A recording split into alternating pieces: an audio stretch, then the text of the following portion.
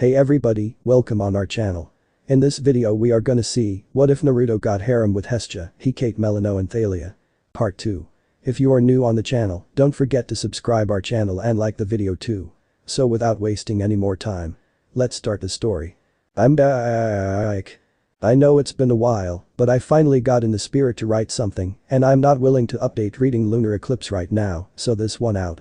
Okay, I've 3 coffees for the 3 of you, Naruto spoke cheerfully, lowering his tray close to the table as he placed the 3 cups of steaming coffee next to his waiting customers. I'm sorry for the wait. It's been a little hectic in here this past hour. That's okay. We don't mind. The woman in the middle said, her dark brown eyes flickering between Naruto and the 2 other women on either side of her. It smells heavenly, doesn't it girls? Absolutely. It was worth the wait. His smile widened a fraction and bowed his head to them, you're very kind. If he had to guess, the 3 young women sat around the table appeared to be sisters, possessing long dark hair and elfin-like features that only served to enhance their appearance. They attracted some attention from the other patrons, though they didn't appear to notice. Though the winter was reaching its end and its chill lingered in the air, all 3 were wearing dress tops that left their arms bare. Each was comprised of different shades of white, making Naruto shiver looking at them. He guessed some people didn't get affected by the cold as others did. He wished he was that lucky. Okay, they have to be nymphs. Artemis says with a huff. Leto just lets out a giggle at her daughter's antics. Most of the males are unable to respond as they are ogling the nymphs. Only Hephaestus and Percy aren't ogling the nymphs. Zeus and Hades smacked on the back of the head, Gibbs head slap from NCIS, by their respective wives. Moments before the 3 women came inside, the current of the wind strengthened for the briefest of moments. It was enough for the regular citizens of New York not to make heads or tails of it, but it was enough for him to take notice. Years of training on Mount Mayaboku had sharpened his senses to an extreme level, to the point where he could sense nature chakra and related energy sources, without the need to activate sage mode. The women, while nowhere near the level of particular individuals that visited the fox's den, he could sense they were still stronger than the average human by a sizable amount. Not to mention when they walked into view of the store, he could have sworn their hair and the hems of their dress tops were dancing in the air. Blind nymphs. They must work for Aeolus. Zeus says with a leer, getting a smack from Hera again, who sighs in disappointment. Why did I marry such a skirt-chasing horn dog again? Hera asks herself under her breath. Like the others, he saw no reason to keep them away. As long as they didn't start any funny business, then they were welcome any time. Now, I've got 2 slices of the Russian honey biscuit cake. He lowered the plates down and felt a bubble of excitement as the 2 women on the left and right made dreamy expressions as they gazed at their orders. Their forks found their way into their hands like magic and were eagerly digging in before he could lower the 3rd plate onto the table and 1 sticky toffee pudding. A similar look arose on the middle woman and saw her mouth silent words to herself. If you need anything else, you know where to find me. Artemis is almost salivating at the delicious treats shown, getting a few sounds of amusement from her brother and mother, which she promptly ignores. Even Hestia looks like she wants to have such delicacies herself. We certainly will, she muttered, slipping a piece into her mouth and letting out a sigh of pleasure. The 2 next to her erupted into a fit of giggles, with the blonde leaving them to enjoy their orders. Truth be told, as he wandered back to the counter, he'd noticed more and more similar individuals and groups like the 3 women appearing as of late. It had been happening over the last couple of weeks, during sporadic times in the day. He'd felt something off about them all as soon as they appeared close to the den, though he sensed differences with the energy and life force that coursed through their veins. Some were like the women currently in a daze with their cake orders, where the natural energy within them felt air-based. Others that came felt more connected to the earth, more traditional energy much like when he manipulated Senjutsu. In the back of his mind, the energy reminded him of the Zetsu clones created from the first Hokage's cells, though with none of the malevolent intent or evil nature. All he felt was positivity radiating from them, and all had a tinge of green to their skin that only he noticed. Though, not that he let on. Then there was the small group a few days ago with energy that radiated like the sea, with a distinct smell of the ocean and the beaches lingering on their person. So, we got wind nymphs, wood nymphs, and now naiads nereids. Athena, while keeping a list of everyone from their world that has visited the fox's den. More often than not, they were all beautiful, all possessing the elfin appearances he became accustomed to when greeting and serving them. 90% of the time, they were women, though occasionally, a male or 2 appeared through his doors. It started with an individual, or a pair visiting each day, but soon the fox's den was becoming a hotspot for the elfin beauties. Each day, more and more seemed to be appearing. Sounds like Camp Half-Blood in a way. Annabeth says with a nod. The other 2 demigods nod in agreement. If he was honest, Naruto never imagined the fox's den would become a hotspot for nymphs of all things. It took him a couple of visits to realize what they were. If he had to put money on it, then the 3 women sat around the table currently must have been air nymphs, if what he felt was any indication. The number of encounters he'd had with nymphs weren't many and were sporadic over the years. Thinking back on it, the last time he saw a nymph was over 300 years ago, somewhere in Europe. Germany if he remembered right, or possibly France. The gods are shocked that the blonde was able to figure out the identities of some nymphs. But the moment of peace and everyone inside happy with their orders, the blonde grabbed a spare tray and started moving around the tables, collecting up the finished plates and cups. Thanks to the first 3 months being a success, Naruto chose to make a few changes in the kitchen, namely to make the working hours for his clones a little easier. His clones had been a godsend, and if not for them, his menu for the den would have been a fraction of what he offered, especially when it came to the cakes and desserts. So, he installed a commercial dishwasher and glasswasher, instead of cleaning them all by hand by the sinks. So far, it had made a world of difference. It was always funny to see how the smallest of things could make all the difference in the workplace. Hermes and Hephaestus had to nod at that logic, as they had the most experience with such things. Hades just starts grumbling about his workload, getting a sympathetic pat from his sister Hestia. He was halfway around the room making his rounds, his tray stacked high with plates and cups when he found himself freezing in place. His eyes flickered up to the entrance of the den, hovering over the door. Slowly, he journeyed back to the front after dropping the tray off in the kitchen, handing it off to a clone who looked at him with a serious expression. Every clone behind him had stopped, each wearing a similar look on their faces. I wonder who he senses this time? Sally asks out loud, getting shrugs from everyone else. They felt it too. It was another energy signature. However, this one was vastly different from the nymphs that occupied his tables. He didn't sense any attachment to the air, or the earth, or the sea. It was darker in nature and made the hairs on the back of his neck stand on end. In short, the energy felt like death. Looking across the room, the trio of nymphs had sensed the oncoming power as well, if the way their bodies stiffened. Their eyes were as wide as dinner plates, expressions stuck in a mask of fear and terror. No one else in the room appeared to be affected, though he had no time to determine how or why when the bell over the doorway jingled, a waft of cold air entering the room as a body walked inside. Really, Hades? Must you scare the nymphs? Persephone asks with exasperation. Hades just keeps a stoic face on the outside while sweating on the inside. I don't think that it's Hades, Core. Demeter says to her daughter. The person in question was male, standing around the same height as himself with skin the color of teakwood. His eyes were a haunting shade of gold, like the honey he offered to his customers with their tea and coffee. Long black hair flowed past his shoulders, like a curtain of shadows that covered part of his suit that made the Hollywood stars from the TV look inadequate in comparison. Across the room, as he made his way towards the counter, some of his female customers took notice. If the blushes appearing on their faces were any indication, they found the man very attractive. When he got to the counter, Naruto noticed the man looking around the room, not giving anything away with his expressionless face.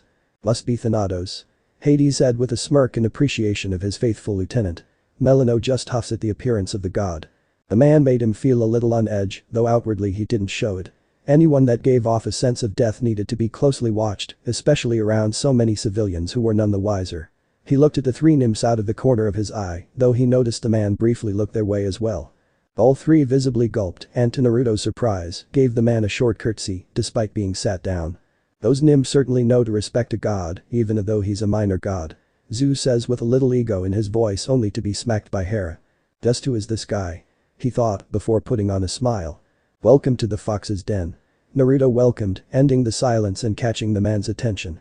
As he did with every customer, he took out a menu and offered it to the finely dressed man. However, unlike everyone else that walked through his doors, the man didn't take the menu. Instead, he stared at Naruto, then looked in the glass cabinet where many of the den's cakes were presented to the public, and then back at the blonde. I wonder what Thanatos is doing there. Hades says with a thoughtful look on his face. Isn't this in February? Persephone asks with a slowly growing grin. Gasp. Aphrodite gasped, getting what Persephone is insinuating, before glaring at her rival for Adonis. Are you the owner of this establishment? His voice was rich and velvety. It was so smooth the blonde could picture the voice belonging in a blues club, making the women swoon and sway with his velvety tunes. I am. Is there something I can help you with? The man nodded, lacing his fingers together and placing them on top of the counter. You can. My name is Mr. Black. I'm here representing a client if you will, who wishes to privately book your establishment out for an afternoon. Naruto's eyebrows raised in surprise. This was a first. Really? Truthfully, he hadn't looked into the idea of customers privately renting the space out for an afternoon or an evening. Really? The man nodded, his face remaining impassive as honey gold met blue. My client has caught wind of your establishment and heard the glowing reviews from members of her family that have already visited. Her interest has piqued because of it and she wishes to visit you to see if the word of mouth is true. The blonde nodded, though he adopted a confused look. Well, that's great and all, but why does she need to rent out the entire place? Can't she visit during my regular days? The list when we're open is displayed on the window on the right as you enter. Unfortunately not, due to certain time constraints. The man known as Mr. Black answered back immediately as if expecting the question. My client is a busy woman who has important duties and responsibilities that she must see to around these months in particular. The man shifted his stance, reaching into his pocket and pulled a check. Her current place of work can be rather time-consuming. Well, that's certainly one way to explain that I help rule the underworld during the autumn and winter seasons. Persephone says with a huff. Hades just holds the hand of his wife. Rubbing the back of his head, Naruto guessed he could understand the reasoning, though renting it out for one person seemed a bit much. Who was this person anyway? Some kind of CEO of some big-time corporation. Or maybe some visiting princess or queen. He was sure he didn't have any royalty visit his little cafe yet. At least, none that he knew of anyway.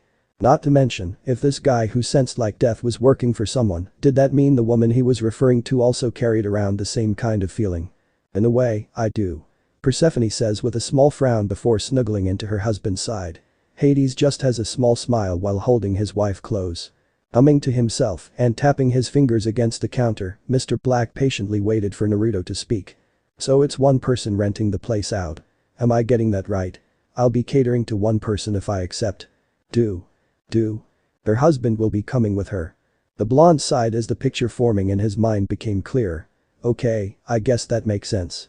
They want a private space to enjoy their meal. That's correct. Motioning for his visitor to wait one moment, the blonde disappeared into the back room. Before long, he returned, this time with a red book in his hands, revealed to be a business diary. It shouldn't be too much of an issue, so long as they give me some time to warn my other customers. This is the first time I've done something like this since I opened. Taking out a pen from beneath the counter, he held it ready in his hand. Did your client have a date in mind? Definitely sounding like a date is being planned. Hera says with a whimsical smile. Persephone just smiles as well. She did. She would like the 14th of February. The 14th oh, Naruto started, beginning to flick through the pages before stopping a moment later. He gave the man a deadpan stare. The 14th of February? That's right. So Valentine's Day. Once again, that is correct. Putting down his pen, Naruto gave the so-called Mr. Black a skeptical look. This guy couldn't be serious, could he? Let me get this straight. Your client wants to privately book out my cafe for an afternoon on Valentine's Day of all days. One of the potentially busiest days of the year for someone like me. Which also happens to be tomorrow. The blonde shinobi felt like wringing the guy's neck when he nodded. That's right. Hence, why I was given this. He held up the hand with the check still resting in his grasp and placed it down on the counter. My client is the understanding kind, and to compensate you for your time and willingness to accept under short notice, I was permitted to offer you a blank check. Naruto blinked in surprise and tilted his head when he stared down at the check. True to Mr. Black's words, the part of the check that displayed the amount of money was blank of any writing, while a very neatly written signature was present in the bottom corner. Your client is serious about this, huh? She is. She is a lady of taste and is not the type who visits the average establishment. For her to come to your business and bring her husband with her is a great honor. The blonde noticed the way the smartly dressed man enforced the last part of his sentence. So, I can write any amount on here? The man nodded, so he further asked, I could write down something like $1 million, and that wouldn't be an issue. Watching Mr. Black closely, the man pushed a lock of stray hair out of his face, his gold eyes boring into his own with something akin to amusement. Mr. Uzumaki. Naruto nodded and let the man continue, all I will say is that money is of no issue to my clients. Name your price and I shall inform my client you will be expecting them tomorrow without delay. The blonde shinobi couldn't help but whistle, both in amazement and amusement. Whoever they were, they must have pockets that ran deep into the earth if they could throw around words like that. Rubbing his chin as he let the information sink in, he ignored Mr. Black's expressionless stare as the man waited for a response. The blonde shinobi of old wasn't worried when it came to money. Not in the slightest. Over the years of his existence, Naruto had done the smart thing and kept a little nest egg to the side that over time began to grow and grow. It was the side effects of becoming a responsible adult.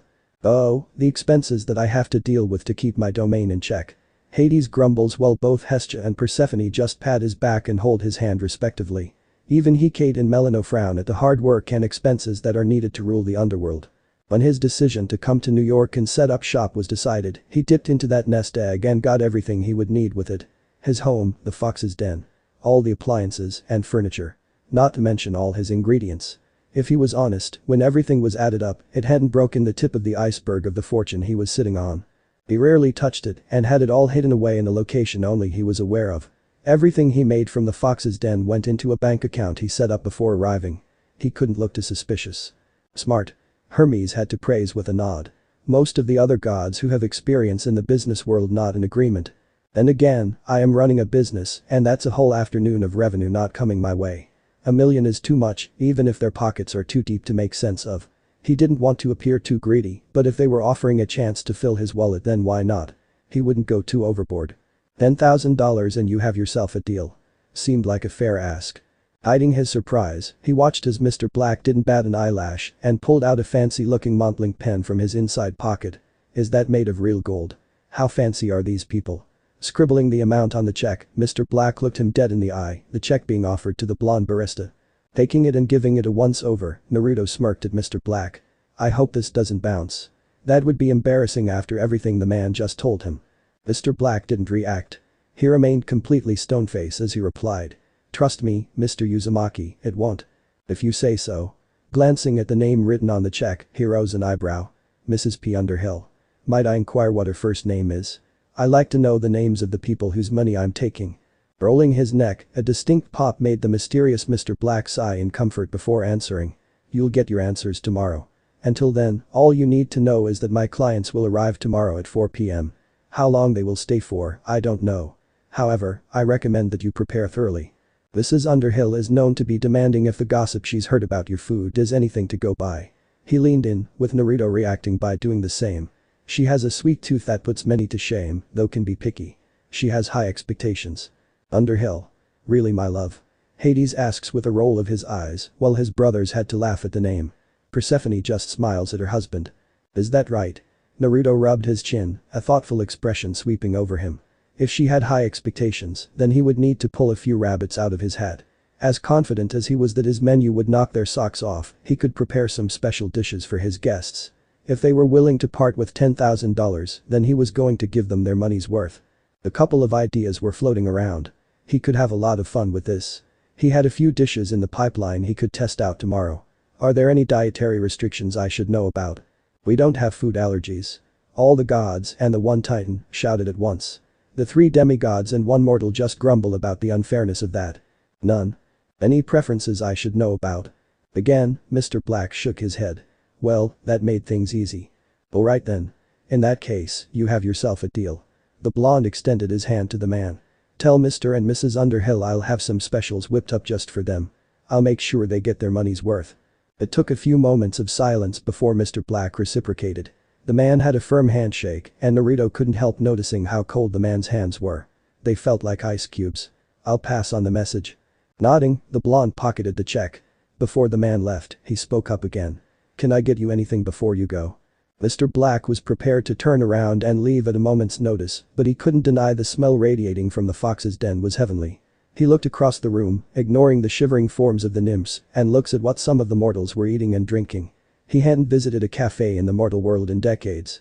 His eyes flickered to the cabinet with the cakes, zeroing in on the chocolate cake to the far left. Hades just had to groan at his lieutenant's deep love of chocolate. Artemis is licking her lips at the sight of the cake, getting laughs from her twin and mother. His tongue licked the edge of his mouth. That looks good. Straightening his tie, his voice was low, almost a whisper. I'll take a slice of the chocolate cake to go and a regular coffee with no sugar. Humming right up. Valentine's Day. My dear, you can't be serious. Hades muttered, his voice low as his dark eyes took in the orange frame that wrapped around the front of the building. He'd never seen something so hideous and deliberate in centuries. It was like a monstrous beacon of color and far too bright for his rich taste.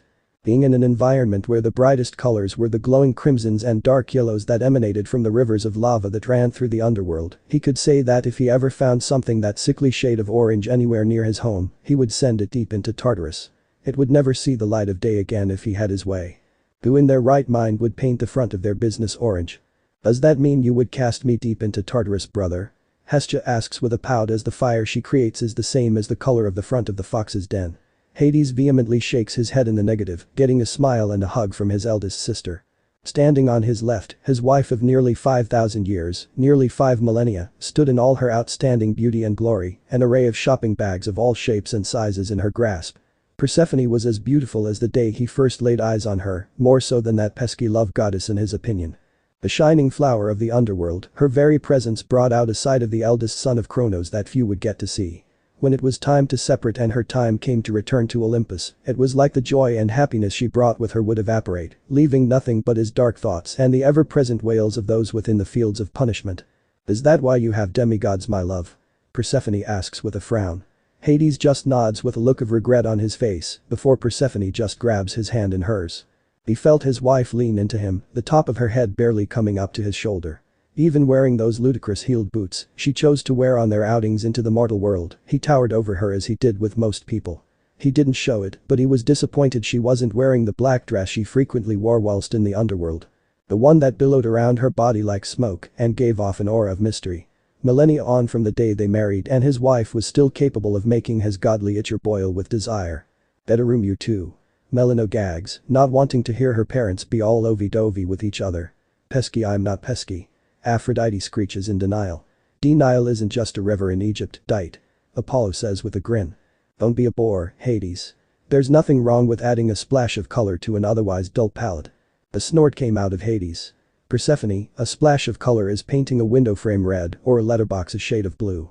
A splash of color is not painted the outside of the building, the most hideous shade of orange imaginable. Be that as it may, I like it. You would like it. Are you doubting my tastes? Never, my dear. I'm merely showing how different our color preferences are. Dressed in one of his finest suits for their day in the mortal world, the god of the underworld hadn't been able to hide his skepticism when his wife informed him of their plans for Valentine's Day. If the elder god was honest, he didn't see the point in Valentine's Day. It was a silly little mortal holiday that used that dreadful son of Aphrodite and Ares as the mascot. The love goddess was bad enough on the rare occasion that he came into contact with her, but her son was equally as bad. The only difference between them was Aphrodite knew where the line was when it came to her Olympian family. Eros, on the other hand, had a habit of forgetting the line existed. Wimpy mama's boy. Ares grumbles in regards to his son. Even Hera frowns at the mention of her grandson, not liking how he can interfere with married couples. Being one of the few gods who could strike genuine fear into the hearts of an Olympian like Zeus, Demeter and Hera, thanks to the powers endowed to him by Aphrodite, Hades always kept one eye open should he discover Eros was nearby and in the neighborhood. Those love-enforced arrows of his could do more harm than good. By some divine miracle, the son of Aphrodite knew better than to pick a fight with him, though he couldn't deny a piece of him wished the little pigeon-winged cherub would give it a try. You leave my baby alone, Hades. Aphrodite screeches in protective mother mode. As long as he leaves me alone, I'll do nothing to him. Hades says in a bored tone. Oh, the satisfaction he would get from beating that little annoyance into Tartarus would be legendary. Back to the point of Valentine's Day, Hades didn't understand why he needed to show his wife how much he loved her on this one particular day. During the 6 months of the year that Persephone was in his embrace, he tried to show her every day how much he loved her. Granted, there were missteps along the way, and their time together had been a learning experience for both of them. His undeserving black heart did love his queen and wife to Tartarus and back. He didn't need a silly holiday to show it in excess. Perhaps spending some time in Tartarus would toughen the brat up. Ares mutters in thought, getting a kick to the shin and pelted with shoes by Aphrodite, who is glaring at her boyfriend. Hades just smirks, planning on helping should Ares go through with it. Well, shall we go in? Persephone asked, her watery gold eyes silently motioning to the front door and unaware of his thoughts. Sighing, the god of the underworld knew there was no getting around it. Very well. Persephone puffed out her cheeks in annoyance. You could try and sound enthusiastic. That was me being enthusiastic. His response only served to get a groan out of his wife. Crossing his arms over his chest, his dark pupils flickered to the corner of his eyes, looking in the direction of the Empire State Building. A heavy scowl marred his face, and one of his hands tightened into a fist. Although the mist shrouded Olympus from the sight of the mortals, Hades could feel its presence lingering over the famous skyscraper. The home of the Greek pantheon has never been a home to him, nor did it welcome him like it did the rest of his family. The Romans have more respect for me as Pluto than the Greeks. Hades grumbles with crossed arms, while Persephone just snuggles closer with her husband. Being near its doorstep, it never failed to stir up old and bitter feelings. His so-called family were the ones who made him into the person he was, keeping him at a distance at all times and never trusting him the same way after the Titanomachy. His temple should have been on Olympus, just as his brothers and sisters were built on its surface. Hell, Poseidon had one on Olympus and within Atlantis. There was no telling how many that dunderhead, Zeus, had.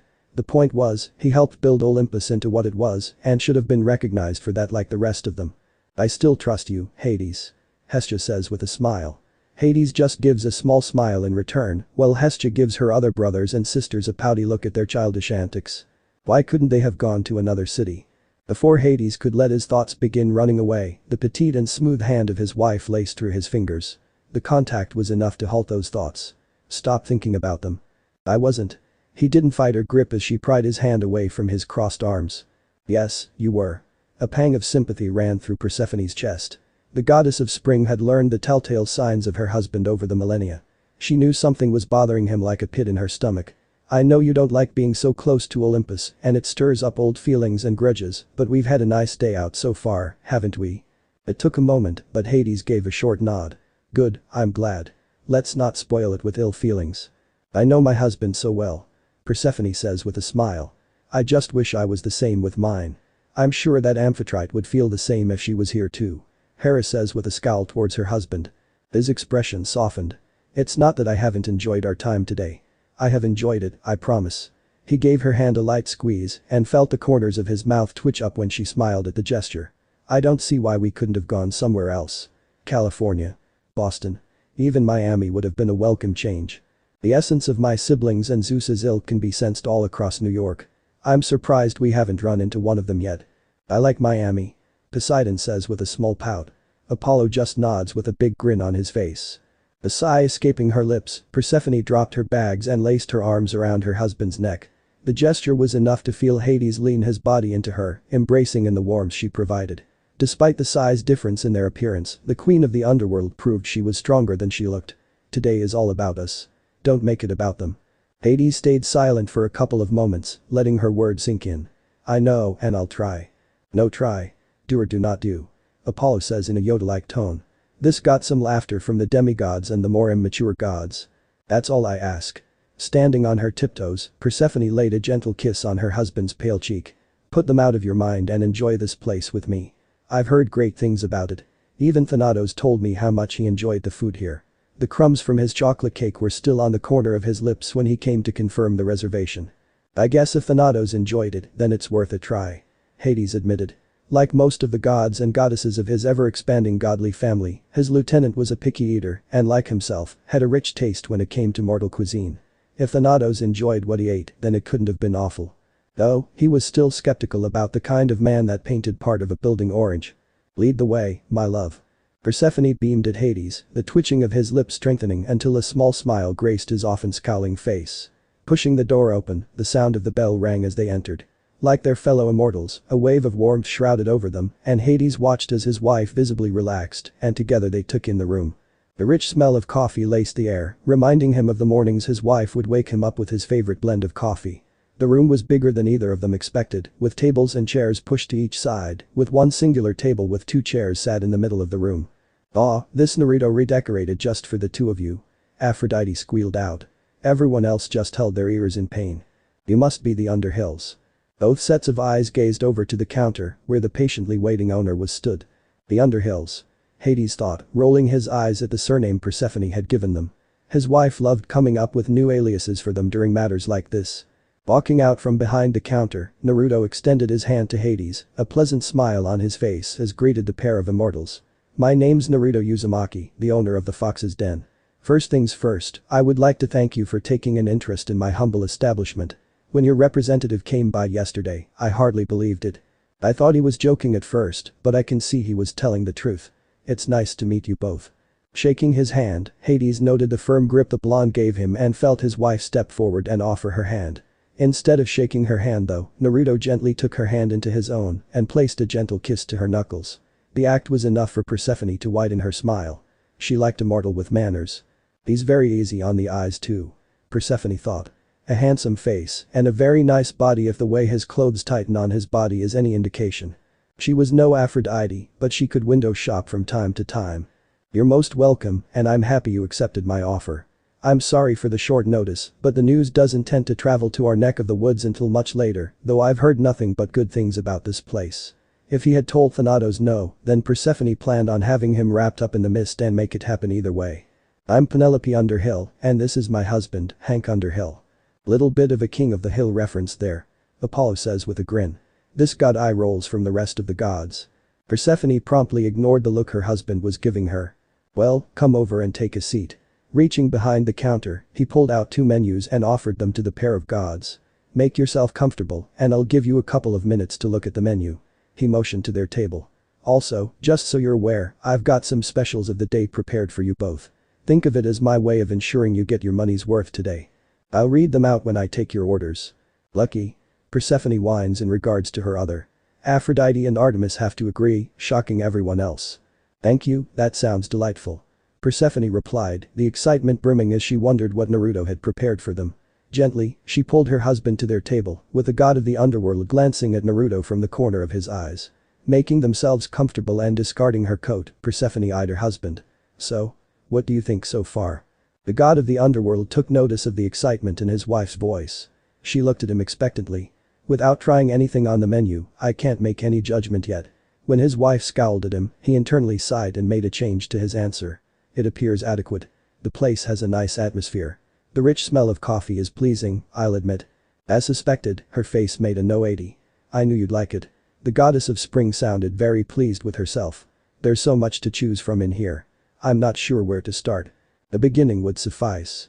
A kick to his shin beneath the table forced him to grunt. Don't be sarcastic, my love. It's unbecoming of you. Persephone remained focused on the menu, a content smile plastered on her face. Hades could see her eyes at work, taking in all of her options. I wonder what the specials he made for us are. It's all very intriguing. I find myself curious also. Hades replied. An annoyed expression wormed its way onto his face. Was Hank the best you could think of? It's a nice name. It's a traditional name in the mortal world. The goddess glanced up. Is there something wrong with my choice? Nothing, but I don't see why we can't use our real names. Because no self-respecting mortal woman would name their child after the god of the underworld. Name one mortal carrying your name, and we can go home right now. When he didn't speak, Persephone's smile gained a satisfaction to it. I rest my case. Now, less brooding and more choosing. Understood. Remaining silent, Hades opened the menu up and let his dark eyes scan over the contents. He would let Persephone have her fun. His wife did appear excited during their shopping spree earlier in the afternoon. There appears to be something for everything in here. He mumbled, his hand coming up to sweep his oily black hair back. He must go through ingredients like they're going out of fashion if he offers everything, he says he does. He must be doing well to afford it. As the richest member of his Olympian family, call him curious if he wondered how a mortal could afford such a massive selection. Most places he was aware of didn't provide a third of what the blonde owner was offering to his clientele. Did he make everything that was listed on the menu? If not, then he must have dozens of suppliers in the pipeline. His cash flow must be a constant wave. Diana is more common in modern times. Sally pipes up, getting a big smile from Artemis. Most of the other gods grumble at how lucky Artemis Diana is for that. He couldn't help with the way he thought. As the god of riches, it sparked his curiosity. Focus, Hades. Pick something before your wife calls you out on it. While Hades was busy mulling over his thoughts, Persephone was busy biting the corners of her mouth. She couldn't decide what she wanted. Everything sounded so good. Where to start? If it wasn't for word getting to her by Hermes, who was delivering a package to Hecate in her residence within the underworld, then she wouldn't have heard a peep about the fox's den. News tended to reach the underworld slower than most, though when she asked why she hadn't heard about such a place existing sooner, she noticed Hermes begin to shuffle around uncomfortably. Surely, any place that attracted the attention of multiple Olympians was worth hearing about. More than likely Aphrodite had something to do with that. All the gods say at the same time. Aphrodite had a sly grin while the others had frowns. Despite not being an Olympian, being of the eldest children of Zeus, as well as the queen of the underworld, had its perks. Suffice to say, it took 5 minutes before she had Hermes spilling out all the gossip on Olympus. Her time in the underworld had provided her with many a means to get the information out of her unwilling hostage. By the time she let her little brother free, Persephone was internally seething. Cracks formed on the marble floor of her husband's palace as she marched back to her chambers. I hate when the older sibling card is played. All the younger siblings whined at once, making the only children smile at not having such a card played. That damn Aphrodite. Oh, she knew the love goddess could be petty, but she was asking for it now. Aphrodite had done everything in her power to keep the information from getting to the queen of the underworld, and Persephone knew why. Their little rivalry that started with Adonis all those years ago continued to plague them to this day and only worsened as time went on. The two goddesses used to be good friends, but these days after the Adonis incident, their relationship never recovered. The two were always trying to one-up each other in a variety of ways, to the point that the other gods would simply bypass them. The stunts they pulled on each other were legendary. Such antics can get really annoying. Zeus says with a frown. Neither rival look apologetic for their actions. However, when one of her mother's servants informed her by iris message that the love goddess planned to visit and spend the evening at the fox's den with the owner's scrumptious treats, the goddess of spring couldn't help but throw a wrench in her plans. Valentine's Day was a big day for Aphrodite, and Persephone couldn't help but grin at the satisfaction of denying the love goddess of what she desired. Even if it was for only one day. She couldn't sense the love goddess's essence anywhere near the fox's den, which meant she hadn't stopped by yet. "You bitch." Aphrodite screeches at her rival for Adonis. Persephone just sends a smug grin the love goddess's way. Hades is planning on rewarding his wife later when they retire to their quarters for such actions. The look on her face would be priceless. When 5 minutes passed, the two gods felt their host appear next to them, his notebook and pen in hand, as he gave them a polite smile. "So, before I take your orders, would you like me to read out the specials for you?" The blonde looked pleased with himself. "Yes, please." Persephone replied, followed by a nod from Hades. She couldn't wait. "Well," Naruto started. "For this special day, I have arranged 3 different dishes for you, all of which were freshly baked earlier today. The first of which is a grapefruit curd tart with chamomile whipped cream." Persephone's eyes lit up, followed by an audible intake of air. "The second is a fig almond tea cake with a coconut honey glaze. Finally, since it's Valentine's Day, I thought the third option should be something related to the subject of love, so I prepared a chocolate-dipped strawberry Neapolitan cake."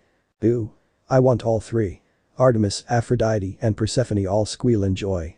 "Chocolate." A voice screams from nowhere, startling everyone. Hades hummed as he leaned back in his chair. The god of the underworld wouldn't admit it out loud, but the choices laid out to them sounded very appetizing.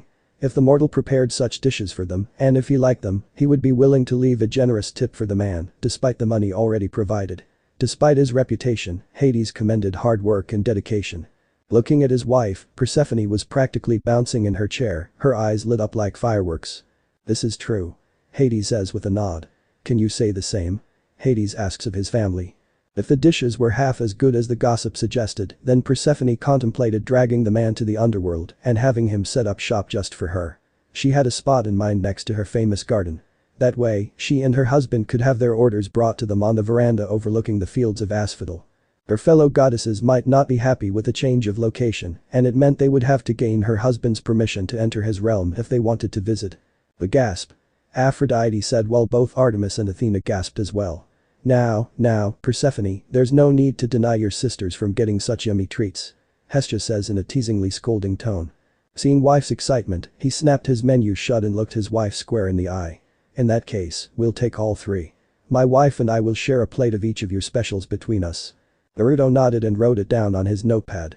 His smile widened when he saw Persephone reach over the table and take her husband's free hand into her own. A tiny smile grew on the face of Hades and winked in his wife's direction. It was beautiful to see how in love the pair were with each other. He got the feeling the husband was the type who would go to the moon and back if it made his wife happy. "You guys are a sweet couple." "That's kind of you to say." Persephone replied, her thumb tracing against her husband's pale skin. "He can be as stubborn as a mule when he wants to be, and moodier than a bull seeing red, but deep down my hubby is a softie. Not enough people are lucky enough to see that side of him, but I do." She gave her husband a reassuring squeeze. "It hasn't been easy, but we've been married for a long time and overcame obstacles that would cause most to call it quits. I hope he knows how much I have come to love him." "Not one word." Hades growled towards his brothers and nephews. Hestia just gives a reassuring pat on the back with a smile. The god of the underworld's expression softened further. "He does. You're lucky to have each other." Naruto replied, his gaze turning and staring out the window at the people walking down the pavement across the road. Most people these days don't seem to understand how precious marriage is, especially when the right person comes along. It provides an opportunity to grow in selflessness as you serve your wife or husband and any children that come from the union. It's more than a physical union, it is also a spiritual and emotional union. "Too true." Hera says with a grin, before glaring at her husband. Zeus shrinks back at the intensity of his wife's glare. Both immortals looked at him with mild surprise. They both looked into his blue eyes and noticed a sadness within them. Any kids? Both nodded. A daughter. Hades quietly replied, still looking up at the blonde owner with an inquisitive stare. That's nice. Are you married? The question came from Persephone. Right before her eyes, she noticed a momentary shift happen with the blonde owner. Like a door had been cracked open, followed by a wave of sadness briefly resonating from his person, and his face gaining a faraway look as a sad smile took over. Persephone almost wished she hadn't asked. Widowed? Oh. Her voice was quiet. I'm sorry. She hadn't intended to stir up old feelings. To be so young and already a widow must have been difficult. He looked barely out of his 20s. It took a few silent moments before the blonde shook off the sadness, his smile returning to normal and waving a hand in the air. Don't be. It was a long time ago. Seeing you both together reminds me of my time with my wife and how I wish we had longer together. I miss her dearly. He brought his notepad and pen back up. Now, let's keep going with your orders, shall we? What would you both like to drink? Harsh. That's the downside to marriage for mortals.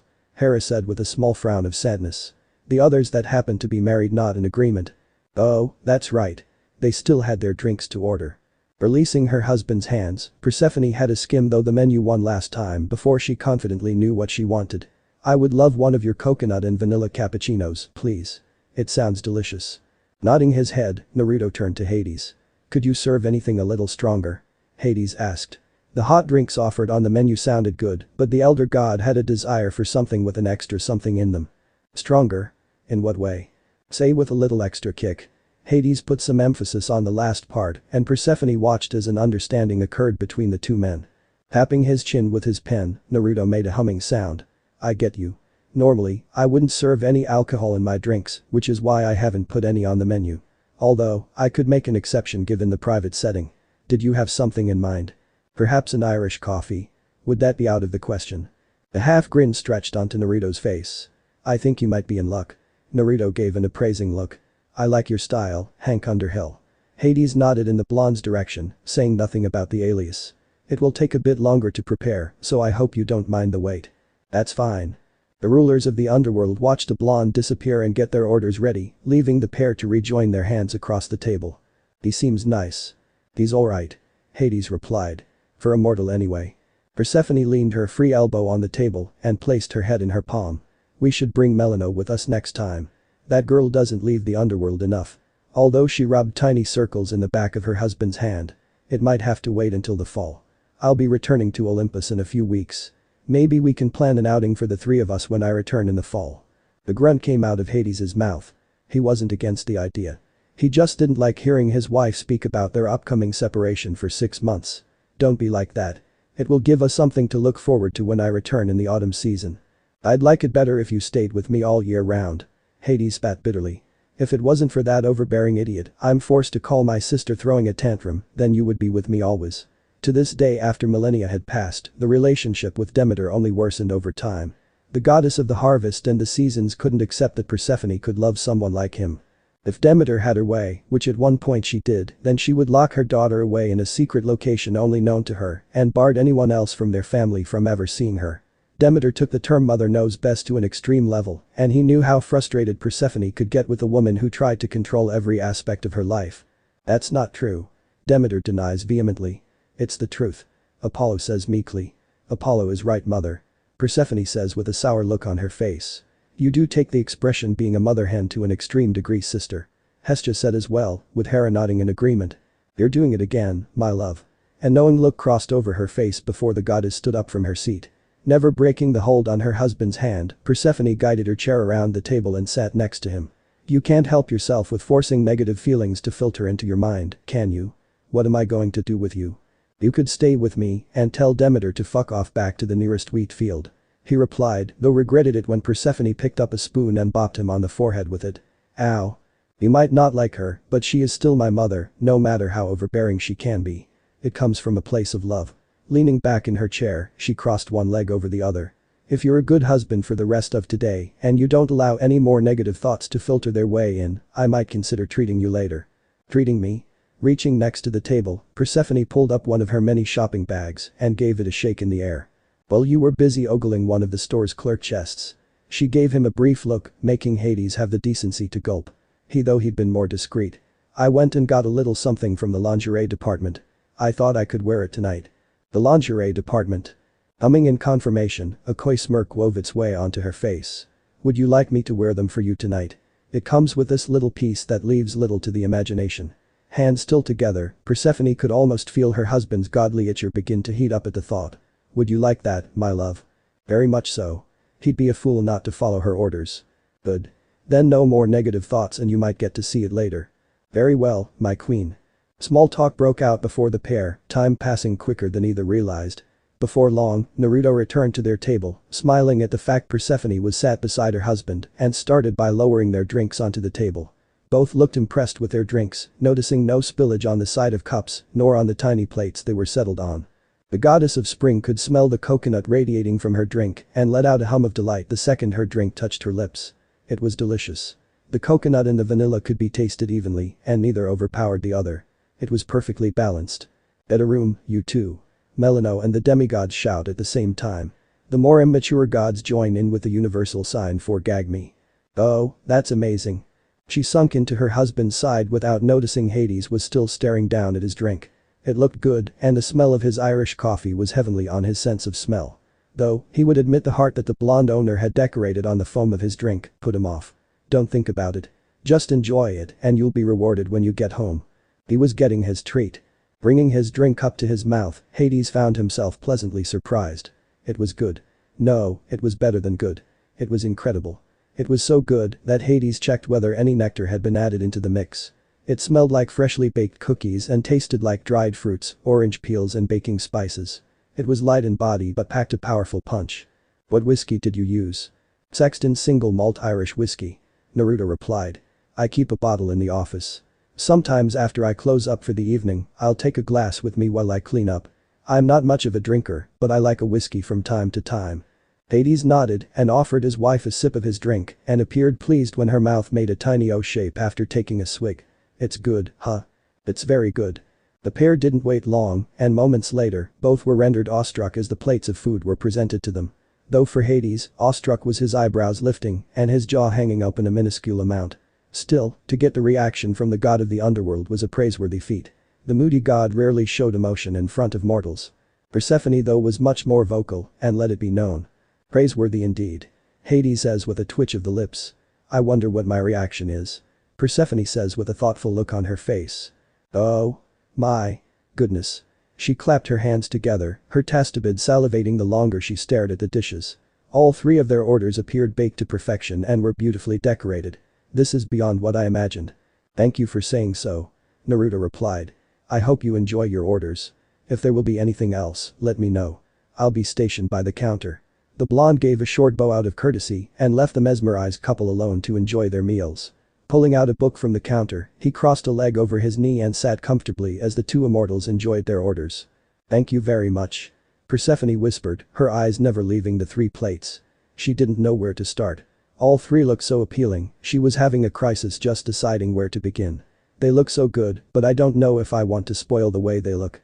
They're beautiful to look at. Hades looked at his wife and recognized the excitement rushing through her. Her face was mesmerized and he couldn't blame her. Their food looked like something Hestia or his mother would create. This mortal was full of surprises. Licking the edge of his lips, Hades picked up the nearest fork and took a piece from the grapefruit tart. He planned on going from left to right. He heard Persephone gasp, as if his action was unwarranted before she was mimicking his actions. Hestia hums at the comparison while Hera pouts. The rest of the eldest six all lick their lips at the thought of either Hestia's or Ray's cooking. On the count of three, both brought their pieces up to their mouths, chewed for a couple of seconds, and promptly fell back into their chairs. Both their eyes glazed over in delight, their shoulders slumping in comfort, and their breathing synchronizing. Neither could have prepared for the onslaught of flavor that assaulted their tastibids. Holy gods above. This is the best thing I've ever tasted in my life. Persephone muttered. Nothing even comes close. I'm sorry my love, but I think Hestia and your mother no longer hold the top spot anymore. She wasn't kidding. Gods and immortals were notoriously hard to please in almost every way one could imagine. For a mortal to be talented enough to render herself in such a state with food was unfathomable. My love. Are you okay? Mother wouldn't like that, I think. Demeter says with an unsure look on her face. Hestia just has a pout for not being tied for number one anymore. The goddess of spring waited a few moments before she got a response, only it wasn't the response she imagined. Instead of words coming out of her husband's mouth, it was a long and drawn-out moan of pure delight erupting from husband's mouth. It was guttural, like the sound was coming from his very soul. Oh my. By the counter, Naruto didn't even look up from his book. He merely shook his head and continued to read. Persephone said nothing, nor did Hades react to the sight of his wife staring at him with surprise. Instead, he shocked Persephone by cutting a larger piece of the tart with his fork and chomping on the dessert as if it was about to disappear from his life forever. Though he remained silent after the second bite, the smile on his face grew wider and wider by the second. It was as if the tart was pumping pure happiness into the veins of the god of the underworld. Hey. No fair. Stick to your half. Persephone pushed her shock aside and wrestled her husband's fork away from the tart. She wanted another piece too. Don't make me poke you with the end of my fork, my love. It went on that way for the rest of their time spent at the fox's den. Never had the smile on Hades's face reached as wide as it did that afternoon as he ate cake and joked with his wife. Food was truly the way to a person's heart, and Persephone for one loved every second of it. Their afternoon that Valentine's Day became one of their happiest memories in recent memory and served to cherish the love and bond husband and wife felt for each other. The blonde couldn't fathom the priceless service he'd provided for his two customers. Poke him anyways, Core. Demeter says with a giddy smile. Mother, please. Persephone groaned, while Hades just scowled at his sister mother-in-law. Once the pair of immortals finished devouring the tart, they moved on to the tea cake. Once that was finished, they moved on to the Neapolitan cake. If the moans of delight that came from both Persephone and Hades were any indication, then the day had been a success in Naruto's eyes and ears. For the next couple of hours, the pair continued to order the same special dishes over and over again, and the blonde hadn't minded at all. Watching them out of the corner of his eye, the old shinobi felt old memories begin to stir in the back of his mind as a familiar beauty appeared in his mind. Wow. And I thought Artemis I had a sweet tooth. Leto, Apollo, and Artemis at the same time. Hades and Persephone just looked sheepish. Hinata. Boy, he hadn't thought about his wife in a very long time. Not because he didn't want to see her beautiful face in his mind, but because when he did picture her, it only served to remind him of everything and everyone he'd lost. The ones that were forever out of his reach. Gone to a place he could never go. Sometimes when he was drifting off to sleep, he imagined her arms wrapping around his body, her head resting on his chest and her legs resting against his knees. Sleeping with Hinata beside him never failed to help lull him to sleep. Whether it was her steady breathing or the sound of her heart beating against his ear. That's so sweet and yet so heartbreaking. Aphrodite says with tears in her eyes. 'Tis like Romeo and Juliet. Apollo says with a Shakespearean accent. She never failed to see the good in him. Even after becoming Hokage, and the stress and pressure of preserving the peace they all fought so hard to achieve began to pile higher and higher on his shoulders, she never failed to turn that weight as light as a feather the moment he stepped inside their family home. Seeing her smiling face, her eyes full of love and arms awaiting his embrace, it was a feeling that he cherished to this day. Ah, so sweet. Aphrodite squeals, causing the others to hold their ears in pain. That's how a married couple should behave. Other times, he pictured Bolt and Himawari scooching into bed with him. Their son would tuck himself between his parents, his head resting on Hinata's ample chest, while Himawari would lounge against her father. Sometimes her legs would be strewn across his face, or her body horizontal over his stomach. His daughter could sleep in the strangest of positions. These days, he awoke to a cold and empty bed, serving to remind him of his place in the world. You and Apollo were no better. Leto says to Artemis, who pouts. Sally agrees in regards to Percy. They had been gone a long time. Sometimes for the briefest of moments he could feel them standing next to him. However, as soon as he became aware of the feeling, it vanished as quickly as it came. He took it as their way of saying hello. Truth be told, he felt a little depressed when they entered his mind. Shaking his thoughts and feelings away while he was on the job, he noticed Mr. Underhill trying to catch his attention and quickly moved over to fulfill his request. This was his life now, and deep down, he knew he couldn't dwell on the past. No good came from being stuck in the past. It was just hard letting it go. What can I get for you? While Hades spoke to the blonde and ordered another set of the specials, the goddess of spring remained silent, an eerie feeling in the back of her mind. The hairs on the back of her neck were standing on end and goosebumps ran up and down her arms. She hid her surprise while her husband and the mortal conversed and turned her head so she was facing the window. Why did she have this feeling someone was watching her? When her golden eyes noticed a figure standing in front of the window, the reason for the feeling became apparent. Ah. That's why.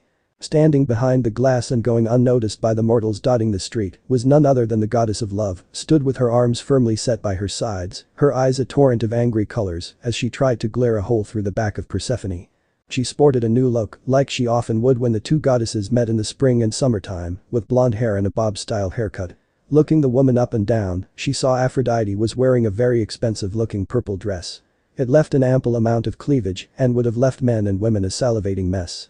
It wasn't hard for Persephone to understand what the goddess had planned and realized the goddess's plan was to entice the delightful blonde owner into joining her in the bedroom. "Ha! I win this round," Persephone says with cheek. Aphrodite just growls with red eyes. "Ha! Not today." A smirk wove its way onto Persephone's face and took a sip of her wonderful drink, mouthing silently how amazing it was to the glaring goddess. The act was enough to make the goddess of love tremble, the glaring intensifying. Aphrodite would likely try and get her back for this in some creative form, but right now, she didn't have the heart to care. Instead, Persephone decided to do the childish thing and give Aphrodite one last parting gift before returning to her husband's company. She brought up her hand and offered Aphrodite the bird, all the while her smirk widened.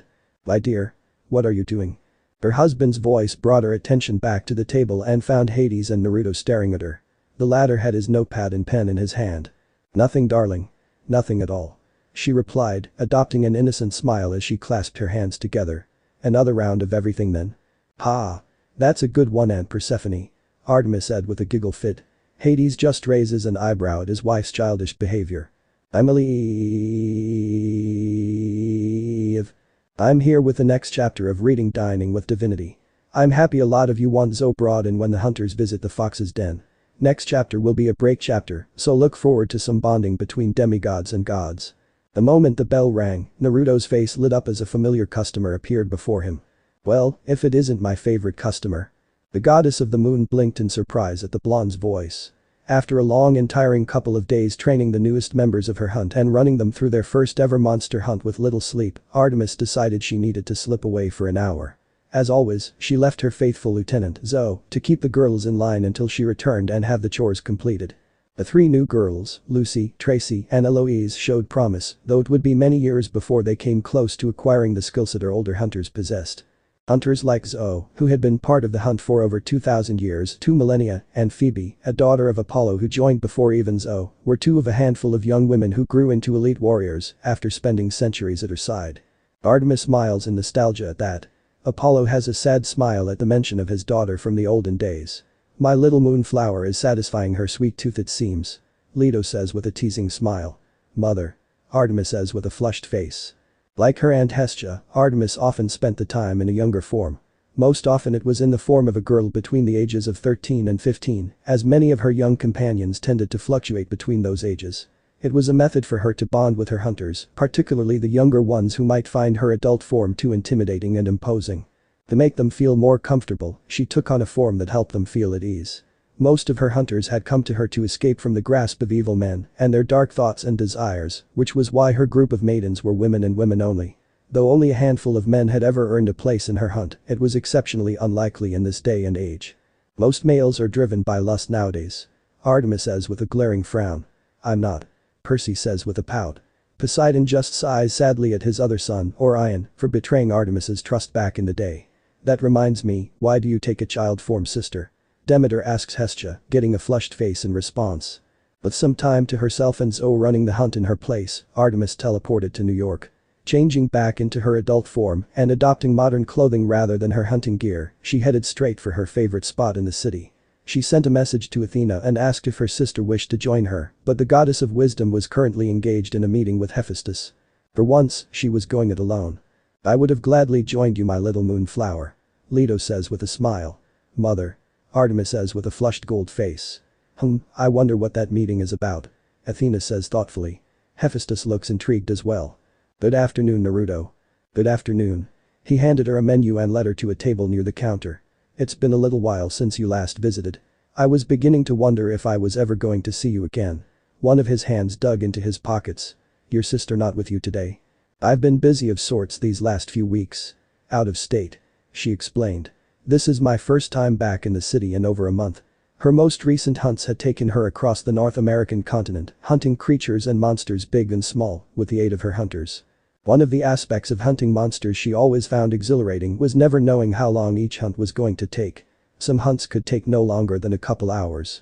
Once, a hunt back in the 1400s took no longer than 5 minutes when they discovered the monster they were requested to track and destroy was no more than 300 yards up the dirt path from them. However, other times she participated in hunts that took years to complete. Though time-consuming, the feeling of ending a hunt after such a long period was one of the most gratifying feelings a huntress like herself could have. And no, my sister was unavailable. Though, I'm sure she will stop by a visit soon. That was the shortest hunt ever. No satisfaction whatsoever. Artemis bouts like a child at that. Leto just squeals and hugs her little moonflower at that. Quick sports aren't boring. Apollo says with a nod. The others nod in agreement. I see. Not to worry. I'll have to keep an eye out for her. He laughed. She always has the funniest reactions when she visits. Is it terrible of me to say it brightens my day when I catch her reactions from the corner of my eye? Artemis couldn't help but half grin at the statement. Truthfully, Athena's reactions during their visits tickled her funny bone as well. The first time with lemon curd still replayed over and over again in her mind, and while shocked the first time, now the Olympian found the scene hilarious.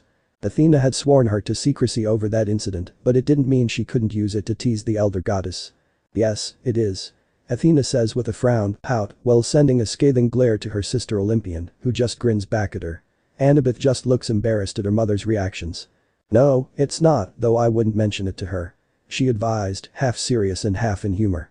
My sister isn't the type who handles being embarrassed very well. I would be careful and not make your amusement too obvious. Understood. I'll try and be discreet. He could do that.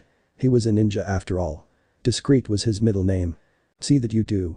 Looking around the room, she noticed she was the only customer and forced a frown to etch over her beautiful features. Where was everyone else? She thought business was booming. The last time she was here, she and Athena had been lucky to get a table. If they arrived even a minute later, they would have been forced to leave disappointed. Where's all your customers? I thought the business was doing well. Must be a slow day. Sally says with a thoughtful look on her face, having experienced such days while working at Sweet on America. Hermes just nods in agreement.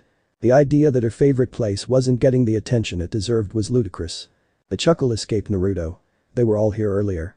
Her blank look coerced him to elaborate. It's Sunday and I close at 2 on Sundays. Remember?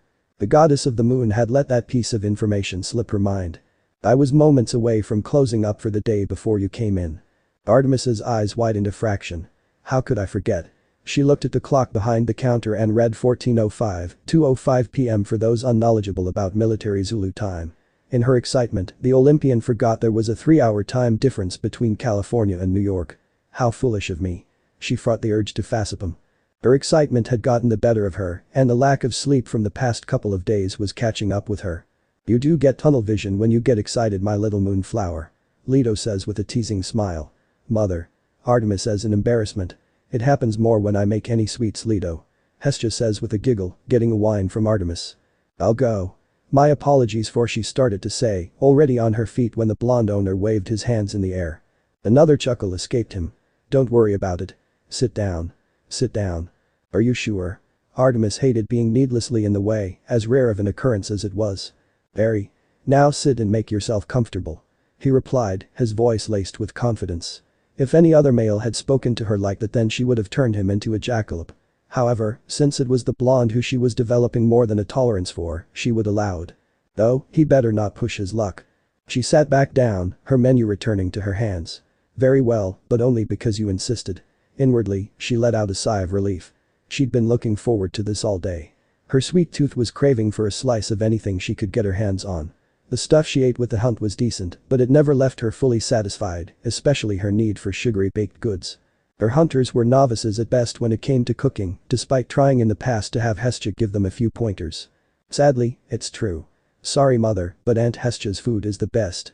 Artemis says with a watering mouth at the thought of Hestia's cooking.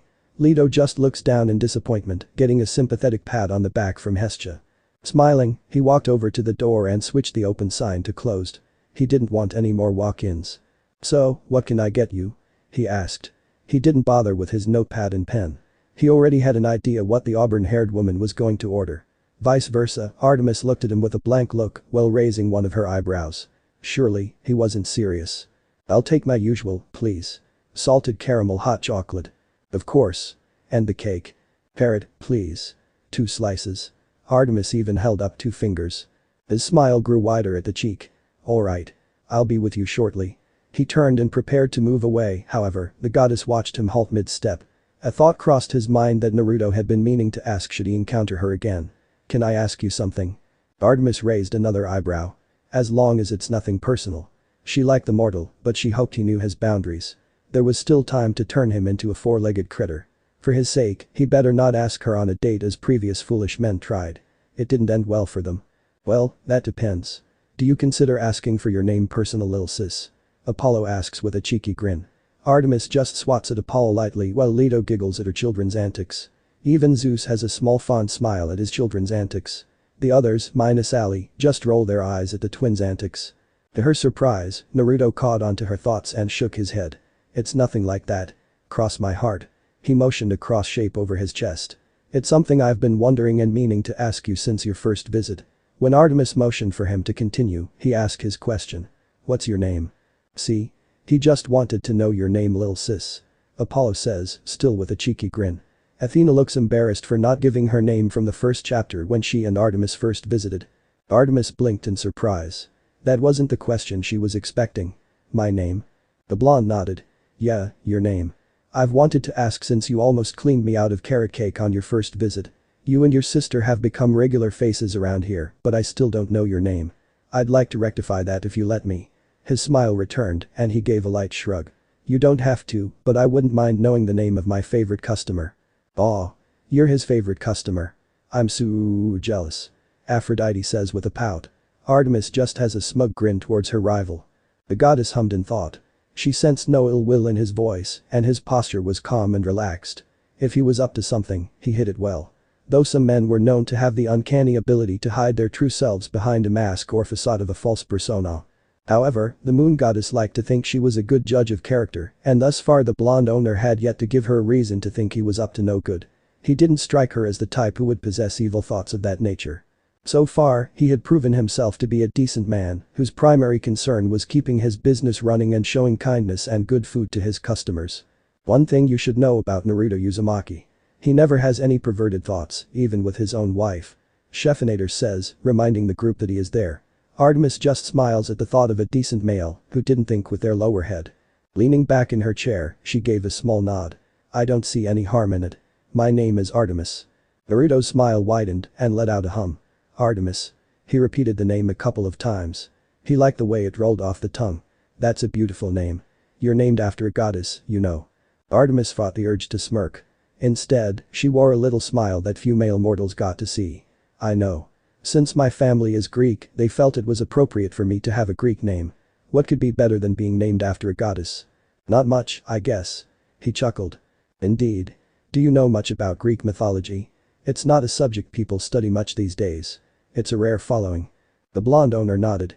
His hands rested on the chair in front of him. It just so happens I do.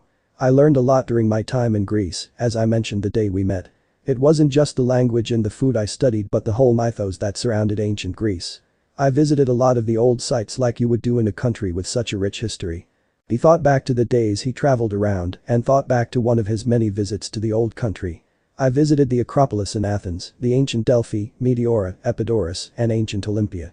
Those are just a couple of places I had the pleasure of visiting. I can only imagine what they were like back in their day. I miss the old days. Most of the gods says with melancholy in their voices. Only the gods of progress harem fit the mention of the old days. The demigods shudder at the idea of living in a time with no technology. Yes, I can imagine. The goddess replied, playing along. He ran a hand through his hair. You know, I went to what's left of the old temple of Artemis in Turkey a long time ago. He revealed, making Artemis look at him in interest. I'm not sure what I expected to find, but I couldn't help feeling disappointed when I saw all that was left was foundation and fragments. Looking up at the ceiling, he closed his eyes for a brief moment, remembering his time in Ephesus. I bet it was a thing of beauty back in the day. It certainly was. Artemis has a fond smile at remembering her temple. I thought I was the god of the arts, lil sis. Apollo says with a pout. Oh, it was, and Artemis knew full well how majestic her old temple was. Back in ancient times, her temple was frequently visited by women and men of all ages, praying to her for several things that fell under her jurisdiction. The men would pray to her for successful and plentiful hunts, while expecting mothers would pray for strength for the coming days that lay ahead of them. Her temple was one of the most iconic temples ever built on the earth, rivaled only by the Temple of Athena at the summit of the Acropolis and the Temple of Zeus at Olympia. However, twice her temple had to be rebuilt. The first time, a devastating flood reduced it to rubble, courtesy of Poseidon after one of his infamous temper tantrums. The god of the sea had been forced to pay a great tribute to her as compensation. The second time, a few centuries later, her temple was burned to the ground by that foolish mortal, Herostratus, who sought notoriety and fame. She couldn't lie and say she didn't take a small amount of pleasure in watching the foolish man from getting his just desserts during his execution. "I'm still pissed at that knowledge, Uncle Poseidon," Artemis says with the evil eye towards her sea-ruling uncle, who just flinches while looking ashamed of how he acted back then. Artemis had the biggest evil smile while remembering the execution of the foolish mortal who burned her temple to the ground, while her male relatives shiver in fear at said smile. Although a modern model was built years later in Istanbul, she had only visited the site once. It didn't possess the same value as the old versions, and a rare handful of people prayed to her these days. While lost in her thoughts, the blonde disappeared behind the counter and got her order underway. "You don't mind if I get things cleaned up after I finish your order, do you?" She shook her head. "Not at all." Fortunately for her, she didn't have to wait long before Artemis found herself sinking into the chair as the taste of her hot chocolate covered her lips. Releasing a small hum of delight, she moved onto her cake and, like always, felt her sweet tooth getting utterly satisfied as her immortal tastipods were showered with sugary bliss. How the mortal man did it, she didn't know, but she wished that she did. Artemis was a decent cook, given some lessons by her mother and Hestia, but had never made anything remotely as sweet and perfect as the meal in front of her. Artemis just has a pout while Leto and Hestia have a smug and kind smile respectively. Hestia's cooking is tied with Mother Ray's cooking. All of Hestia's siblings say at once, getting a flushed face from the eldest Olympian at the praise. "Now there's an idea for the break chapter," Scheffinator says with an evil grin forming on ratting out the two oath breakers of the big three to their mother. Zeus and Poseidon shiver in fear and wonder why. Was there a method to the man's madness? Was there someone helping him? She'd never seen another soul working the little cafe in the time she spent in its warm embrace. She remembered that he mentioned making from scratch many of the delightful goods himself, but when did he find the time to make them all? His menu was vast and unpredictable. It would take him all through the night to make it all. Not to mention, there was the issue of keeping it all fresh. "Ah, the wonder of shadow clones," Scheffinator says with a smile, having used the shadow clone jutsu personally many times. The others just pout at how unfair that is. Especially Athena and Annabeth. It was a mystery, and part of the moon goddess wanted to solve it. "Don't rock the boat," she thought to herself. She had a good thing going here. The fox's den was an escape. Somewhere she could get away for an hour or two. She and Athena had been the first to visit, and since then, more and more gods and immortals from their world were beginning to take notice. On the one hand, she wished the little cafe had been her secret with Athena which only they could enjoy. On the other hand, at least it was getting the business and fame it deserved. If it closed down, Artemis was sure she would weep for days. "You so totally would, my little moonflower," Leto teases with a smile, getting a whine from her daughter. Athena has a pout at the thought of the fox's den closing down as well. No more hot chocolate. No more cake. What a dark world that would be. From her seat, Artemis couldn't help but watch him as she sipped her drink. Without Athena to talk with, she had little else to do but watch the man at work. He has good balance. She mused, watching as he stacked one of his trays high with cups and plates and balanced it on the tips of his fingers. For 10 minutes, Artemis sat and watched him moving around the room as if his body was on autopilot. As soon as one task was done, he was on to the next before she could blink. It takes real skill to get that kind of balance, Sally says knowingly. Everyone looks at Sally questioningly, causing her to blush. "I worked as a waitress when I was in high school," Sally explains with a blush. "His rate of work is impressive," she mused before inwardly frowning and rolling her eyes. "Stop praising the man. Gods, what is wrong with me?" A hand waved in front of her face and Artemis found the blonde trying to catch her attention. A broom was in his hand, with a small pile of trash piled together next to him. "Yes?" Hetty asked her something. She was so lost in her thoughts that she hadn't noticed. "Did you need something?" "Nothing important, but I did want to ask you another question. Though, only if you don't mind your attention temporarily leaving your cake." "Another question? How bold of him. I'll allow it. However, I expect another round of both." She pointed to her empty plate and cup as she chewed on the final piece of her meal. "All in good time." He laughed and took her words in good humor. "I asked what do you do?" "What do I do?" She repeated, a frown appearing at the words. "What do you mean?" "I mean that you said you were out of the state, right?" She nodded. "Well, was that because of work?" "If it was, then I was asking what do you do for a job?" What's your profession? Oh. That's what he was asking. Her mouth began to move, yet before any words could come out, her mind stepped in. What was she going to say? It wasn't like she was going to spill the beans to him and tell him all the glorious details. There's a goddess in front of you who just so happens to be the actual Artemis we were talking about earlier. Crazy, right? Yeah, no. It was rare for her to inform mortals, especially male mortals, of her true identity. As much as the blonde had grown on her, he still didn't need to know the nitty-gritty details. The only mortals she told were the girls who joined her hunt, demigods she happened to come across, and the few mortals that were clear-sighted and could see through the mist that wrapped around their world. The blonde was neither a woman nor was he a demigod, and Artemis was close to positive that he couldn't see through the mist. Therefore, her identity would remain a secret from him. Ugh. I hate when mortals are able to see through my mist. Hecate says with a groan of frustration, getting Sally to flinch and the gods to look away while whistling innocently. What about demigods? Annabeth asks innocently. They're half-gods so they're an exception. Loath as I am to admit. Hecate says with frown. Although maybe telling him he's serving a goddess would earn me a discount. She mused, though shook those thoughts away. She would tuck that question away for another time. She paused for a moment before settling on a story. Guidance counselor. Really? Roll with it. She thought before continuing. That's right. I specialize in helping young women, typically teenagers and sometimes younger, that come from broken homes or have faced abuse in their past. That part wasn't made up. I have a group of girls that I take away on retreats, working with them out in the wilderness and teaching them how to survive in nature. We go camping, hiking, and I've even shown them how to hunt and gather their food. Good way to hide your hunters to mortals that don't join. Leto says with a smile. Artemis just beams in pride at her mother. Also, a good way to lie. Mix in some truth. Hermes says with a mischievous smile. She heard him whistle and stare at her with an impressed look. Wow. That's amazing. He grabbed a couple of napkins from the counter and handed them to the waiting hands of the goddess. How many do you work with? About 3 dozen. On your own? All on my own. My sister chips in from time to time, but most of the time it's just me. Her sister often pointed her in the direction of young women that required her aid.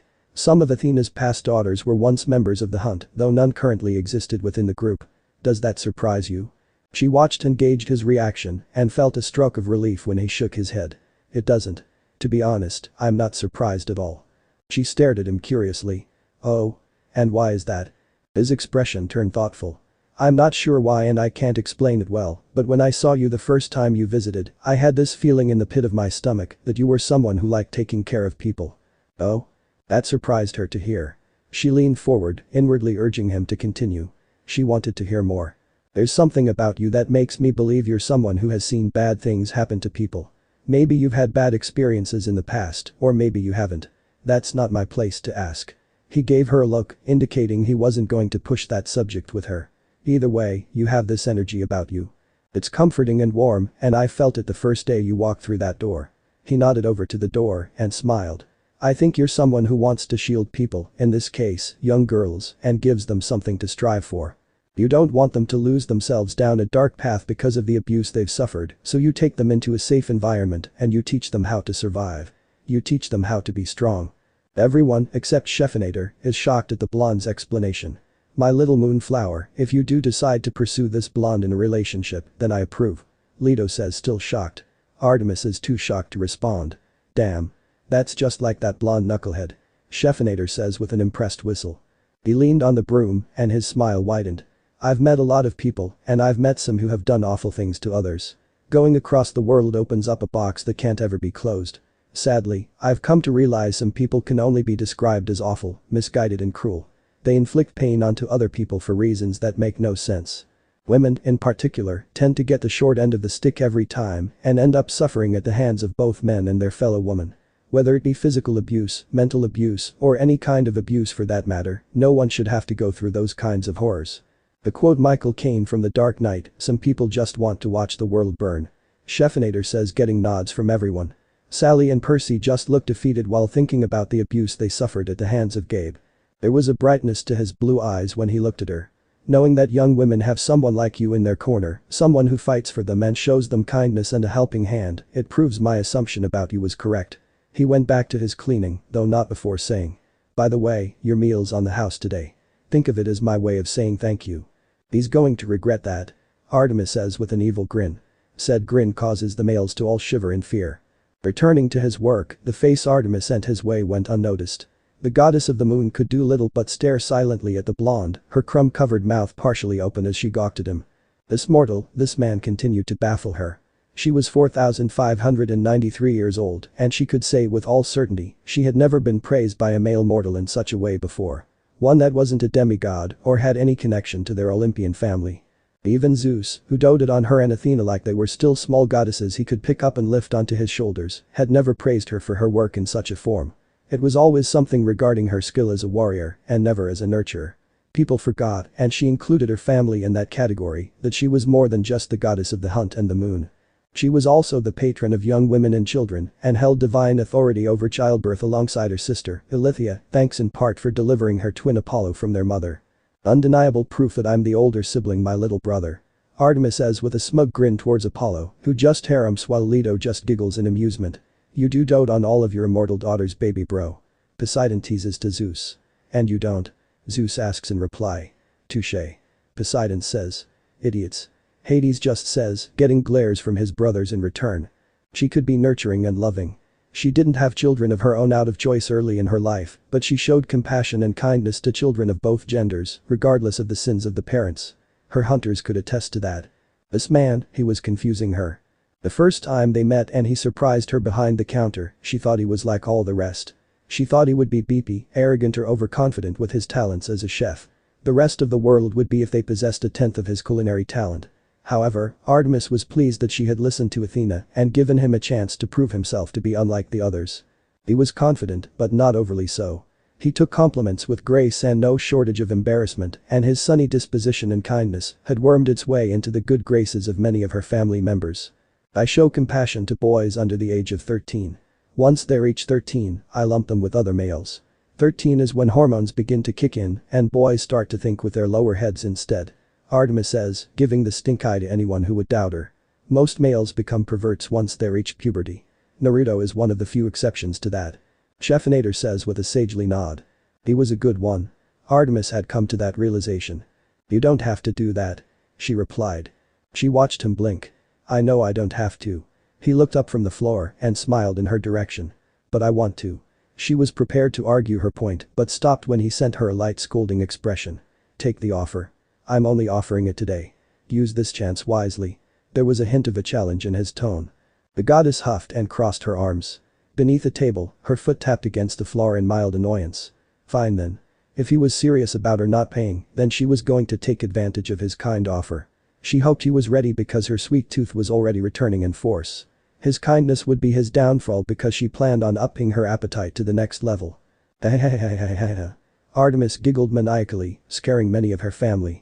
Scheffinator just shakes his head with a smile while being reminded of a certain dog who solves mysteries. Outside.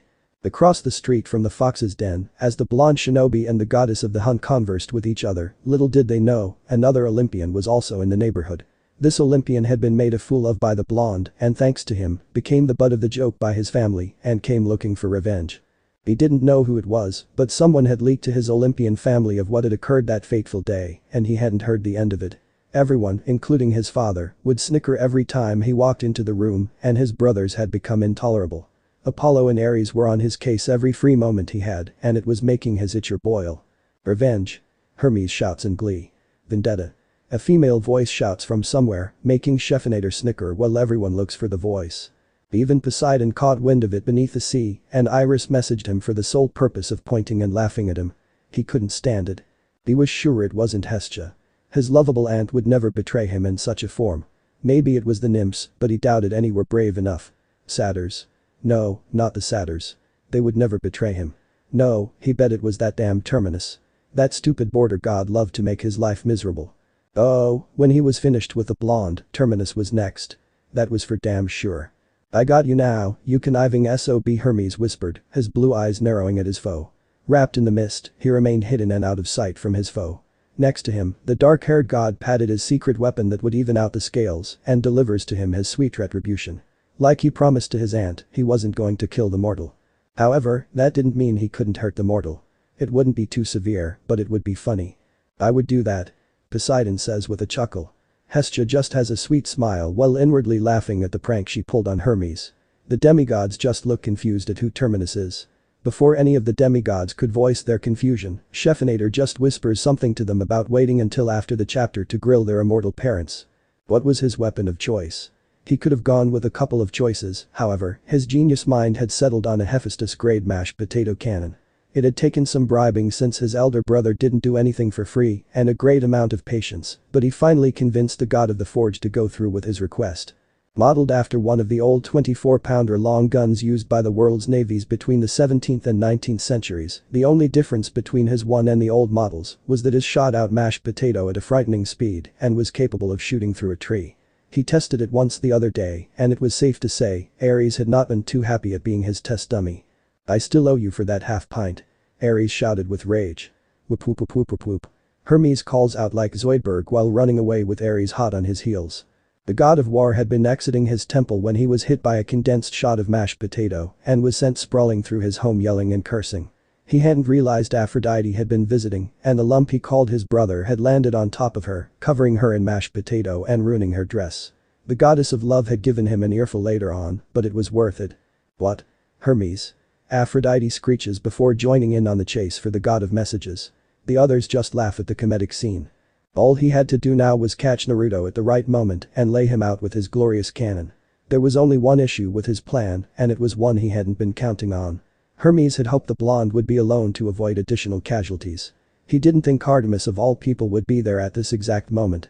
However, as unwise as it was with the goddess of the moon present, Hermes would carry on undeterred.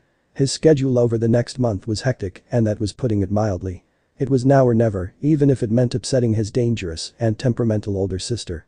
"You better not, Hermes," Artemis shouts with rage in her voice. "You can be temperamental at times, my little moonflower," Leto says with a teasing smile, getting a cry from her daughter. "Come on, Hermes, you beautiful man. You got this," he repeated to himself, psyching himself up. Naruto whistled. "Boy, you sure showed me." Staring at the plates and cups that were piled high around her table, the blonde couldn't do anything but admire the auburn-haired woman's determination and seemingly bottomless pit she called a stomach. It reminded him of himself. "You know, I wonder if that's some kind of new record. Maybe I should have your face framed and put on display on the back wall for all to see." Artemis just giggled in maniacal glee, scaring the males again. "That's certainly a record right there, my little moonflower," Leto says while shaking her head, getting another cry from her daughter. Wiping her face with the napkins provided, the happy expression plastered on her face bordered on smugness. She wasn't sure how long it had been since she'd self-indulged to such a degree, but it was hard to care about such thoughts when she felt so pleasantly full. Her appetite was something of infamy on Olympus, and despite being notably smaller than her divine brothers and some of her sisters, Artemis could outlast all of them when it came to food. Most of the time she could restrain herself, but being told everything was on the house for one day only, restraint had gone out of the window. "You should really be called the goddess of gluttony, lil sis," Apollo teases, only crying out when Artemis took a swing for his face. He dodged said swing, but was unable to dodge the kick to the groin. The other males all wince in sympathy while holding their own groins. How gluttony wasn't one of her domains still mystified her. "I'd ask where it all goes, but I know questions like that could get me in trouble with women." Artemis snorted. "Smart man. It's nice to see a man with a brain for once." Naruto bowed in response. "I suppose I should leave you be and let you go home. I've been here an hour longer than I intended." She needed to get back to her hunters. Zoe, in particular, would be wondering where she had gotten to. "Thank you for your time and patience, and thank you for staying open longer for me. The gesture is appreciated. Hopefully, I'll be able to come back sooner." She stood up from the table and dusted off the crumbs from her shirt. "Not many males, mortal or immortal, are that smart when it comes to females," Hera says with a frown. The other females all nod in agreement, getting grumbles from the males. "I look forward to it," Naruto replied, looking at the high pile of plates and cups. He was never more thankful for his dishwasher than he was right now. Despite being kept longer at the fox's den than he'd hoped, he found himself enjoying the small talk that began between himself and Artemis. They went back and forth on whatever crossed their minds, and he found himself enjoying her company.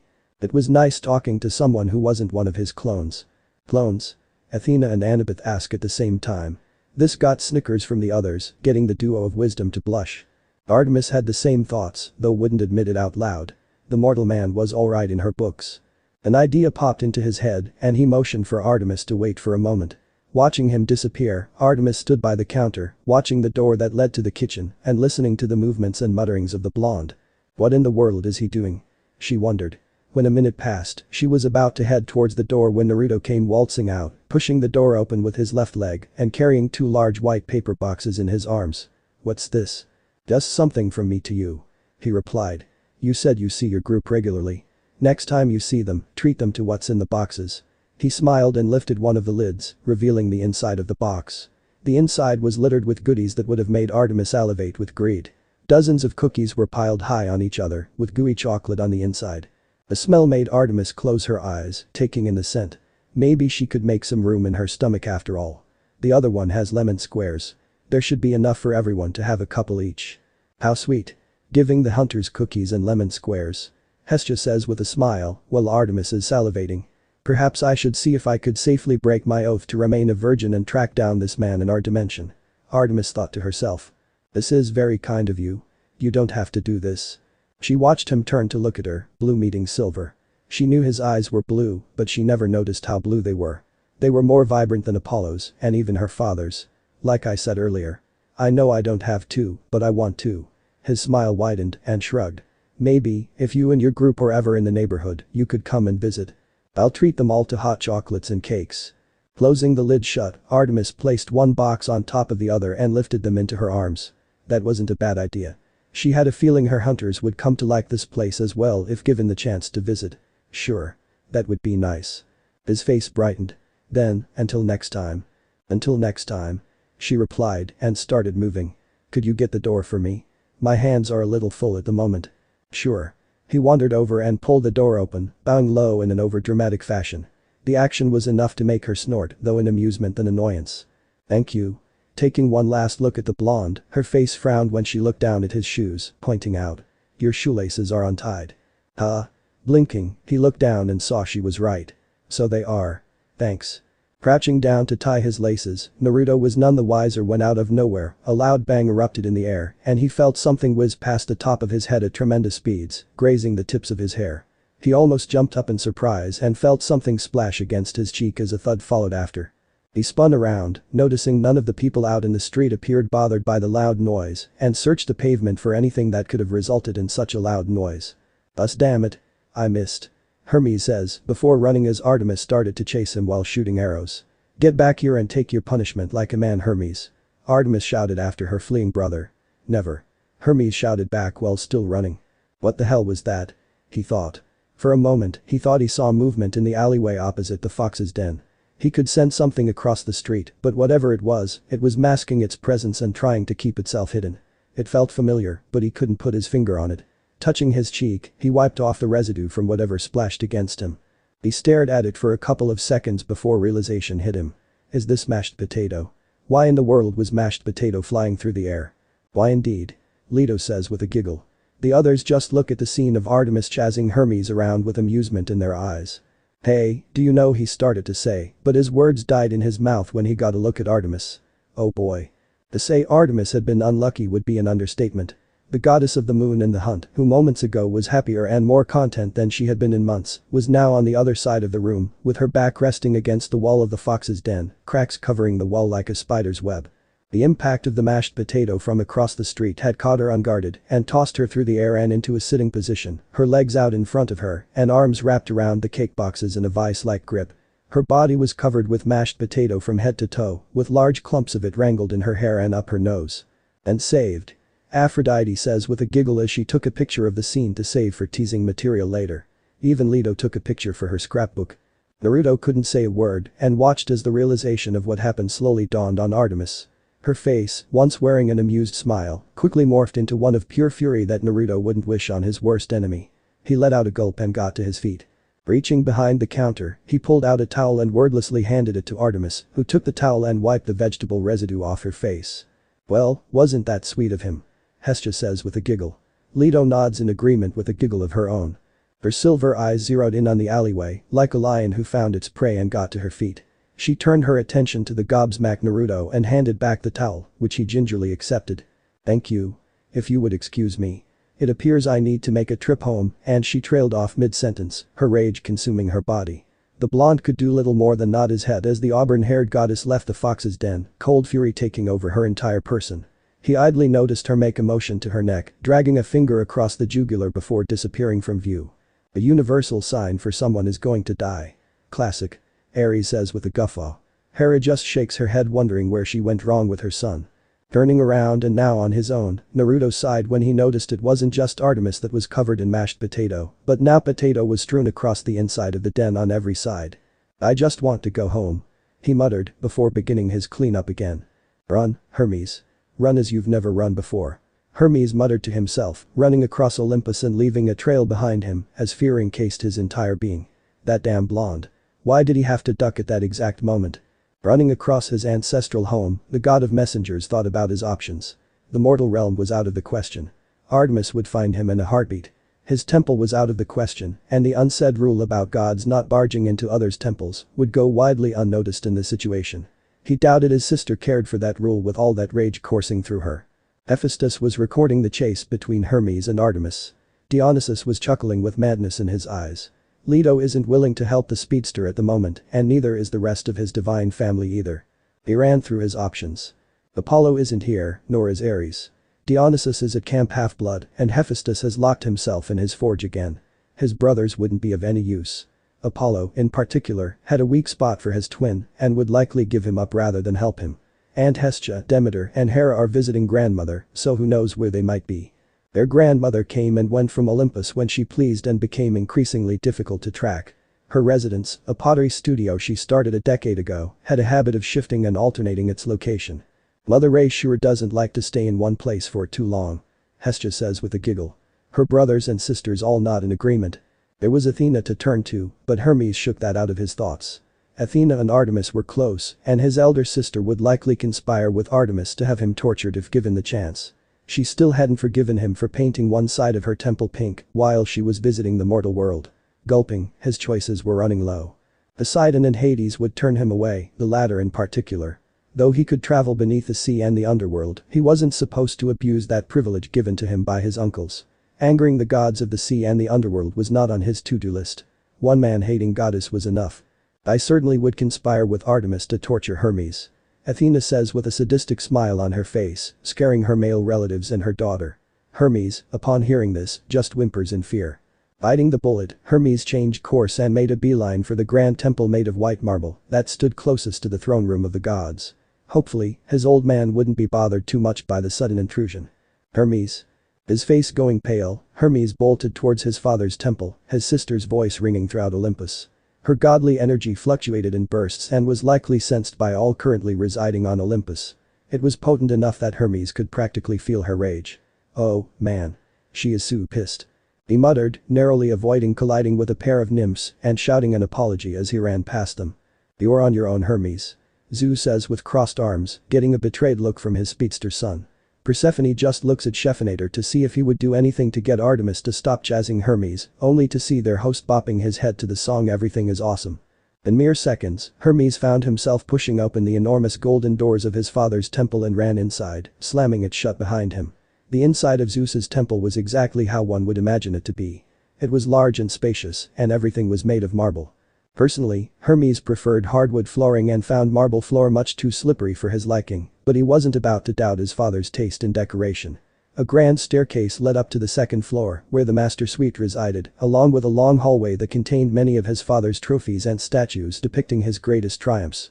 If that wasn't enough, a large statue of Zeus stood in the center of the temple, reaching the height of the roof and seen by all on every floor. "Ego much, baby brother?" Hestia asks in a teasing tone, getting shocked looks from her siblings. Hecate and Aphrodite just laugh at the joke. Even Leto is giggling. The demigods and one mortal just look dumbfounded. Catching his breath, the sound of a TV reached his ears, and Hermes noticed a faint glow coming from one of the back rooms. It looked like it was coming from his father's theater room. His father was a massive movie buff and had a thing for romantic comedies, not that many knew of course. Probably looking for the next Hollywood starlet to seduce, Hermes thought before making a beeline for the room. His father loved celebrities almost as much as Aphrodite. As he expected when he appeared in the doorway, he spotted his father sitting in a comfortable black leather recliner with gold stitching. Zeus's theater room was giant, even by normal standards, and designed in the same manner as a mortal theater, with Zeus's favorite movie posters decorating the walls. Godfather, in particular, was his father's favorite movie of all time, and Hermes had caught the king of Olympus reciting quotes from the movie, as if they were Shakespeare. Shelves were filled to the brim with DVDs, VHS tapes and old movie reels. Off to the side was a confectionery stand that was always stacked full of Zeus's favorite movie-going treats. He even had a slushie machine with over a dozen different flavors constantly churning away. "We now know your secret love of rom-coms, little brother," Poseidon says with a teasing smile. Hera just gives Zeus the stink eye at the possibility that Zeus was looking to seduce another woman. Aphrodite just smiles at the comparison of her and Zeus loving celebrities so much. Wearing his usual suit with lightning dancing across the fabric, the imposing aura his father tried to induce was given away by the pair of fuzzy white slippers his feet were clad in. They'd been a gift from Hestia a few years ago, and the god of the sky was rarely seen without them when roaming his temple. Hera had tried to get him to wear something different when they were spending time together smooching in one of their temples, though she had yet to succeed. "Are they styled to look like bunny rabbits?" Leto had to tease her one-time lover, getting a flushed face from the king. Hestia just nods with a big smile on her face. "I made sure they look like Bugs Bunny," Hestia says with a smile. This got snorts of amusement from Hades and Poseidon.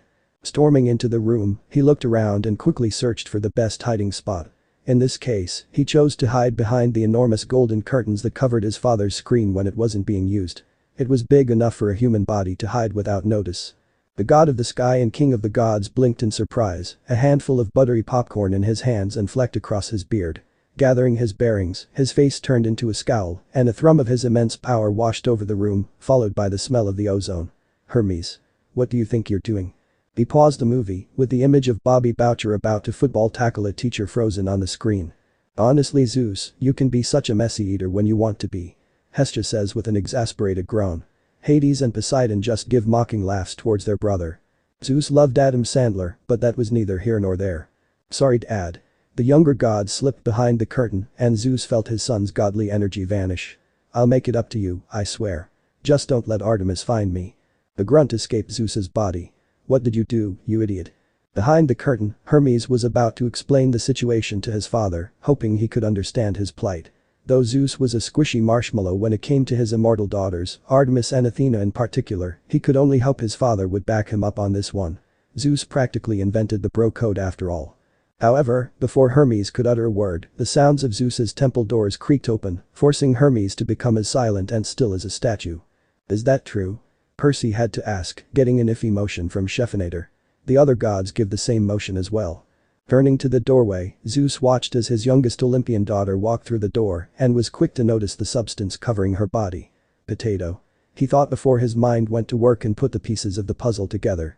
He snorted and rolled his eyes, all the while shaking his head. His sons seemed to forget how formidable their Olympian sisters could be. "This is true," Zeus says with a nod, getting grumbles from 3 out of his 5 Olympian sons. Hephaestus and Dionysus either don't care or have other things to grumble about. Walking into the room with her hands clenched into fists, the goddess of the moon flittered across the room as silent as a deer, her eyes working 1,000 miles an hour as she searched every nook and cranny within Zeus's theater room. "Father," she greeted, leaning over and placing a delicate kiss on her father's cheek. Her eyes never left the movie screen, and Zeus watched as her eyes searched the curtain on the left side before settling on the one on the right.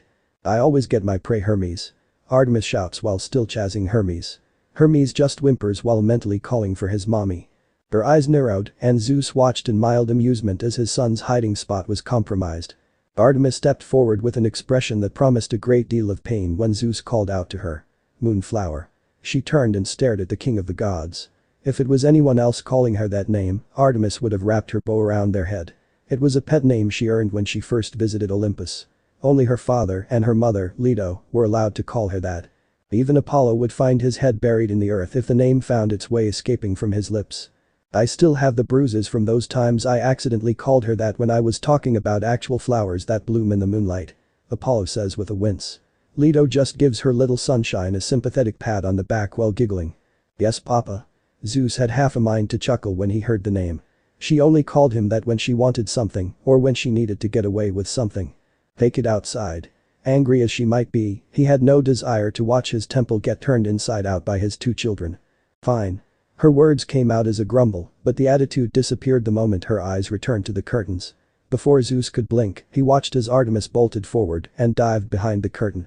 Silence reigned for no longer than a second before the wails of his son rang through his temple, forcing the king to shake his head as Artemis dragged Hermes out from behind the curtain, his head locked in her arms in an uncomfortable-looking headlock.